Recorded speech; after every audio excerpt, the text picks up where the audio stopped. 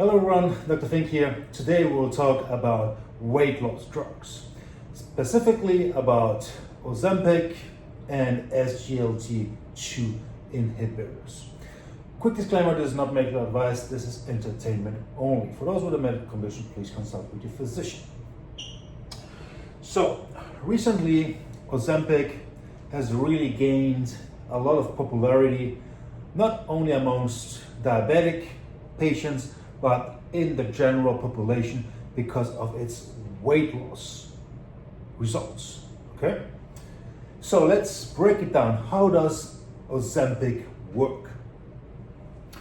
With Ozempic, if we ingest food, it goes down into our digestive system, and here in the intestines, we release GLP-1, which stands for glucagon-like peptide 1. And this is naturally released when we eat food, okay? What Ozempic does, it is a GLP-1 agonist. So it means even without food, we will have the same effects as if we would eat food and release GLP-1, okay? And GLP-1 does, in the brain, inhibit appetite, okay? So we don't want to eat food anymore. So this is very good for our diet.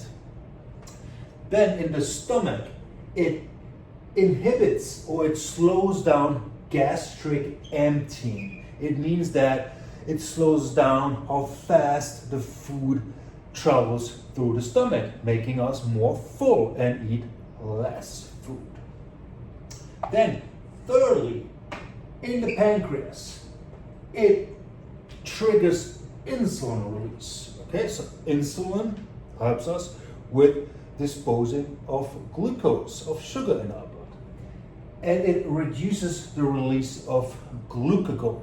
Glucagon is a hormone that is breaking down glycogen, so the stored glucose, the stored sugar in our body. Okay, so this is also very good for weight loss.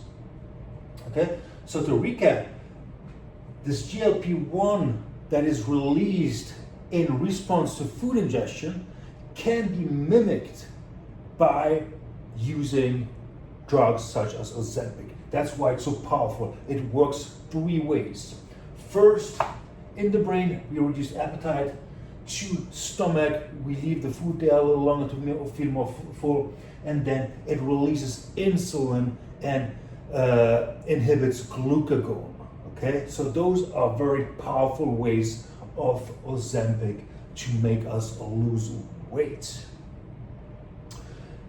Let's compare it to the SGLT2 inhibitors. Okay, it's a completely different class of weight loss drugs, and the mechanism is also very different. So let's look at, for example, this is a brand name, Jardiance. Okay, it's an SGLT2 inhibitor. So this time we are looking at the kidney, okay? And in the kidney, we basically filter our blood, okay? Here the blood comes in to the glomerulus, and then we have the proximal tubule. And in the proximal tubule, we have glucose, okay? We have sugar. And we reabsorb the sugar we need, okay? In the kidneys, and it goes back into the bloodstream so we can use it. And this is done by SGLT2, sodium glucose cotransporter 2. And as the name says, it transports glucose. It puts it back into our body, okay? And what the SGLT2 inhibitor drugs, such as Jardiance, do, they block SGLT2, and this means that the glucose, the sugar, cannot be reabsorbed, but will be secreted in the form of urine. So we basically peeing out the sugar instead of reabsorbing it. And this is also very beneficial for our weight loss diet, because we eat sugar and we don't reuptake it in the kidneys, but we pee it out, okay? So this is the mechanism of SGLT2 inhibitors. Very different than the GLP-1 agonists such as Ozempic, okay? So I hope you understood the different ways of action of those drugs. There's also a big difference in the way of administration of the drugs. Usually drugs, GLP-1 agonists such as Ozempic, are injected once per week, and SGLT2 inhibitors such as Jardiance are usually taken in form of pills once per day.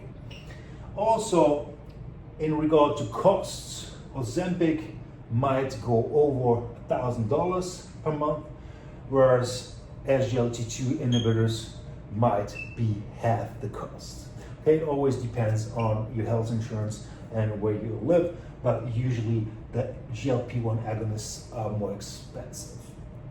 And if we look at data from research, it has been shown that the GLP-1 agonists work better in terms of sheer weight loss as compared to the SGLT2 inhibitors. All right, I hope I could understandably explain the difference between these two weight loss drugs. If you have any questions or comments, please comment down below. Thanks so much for watching.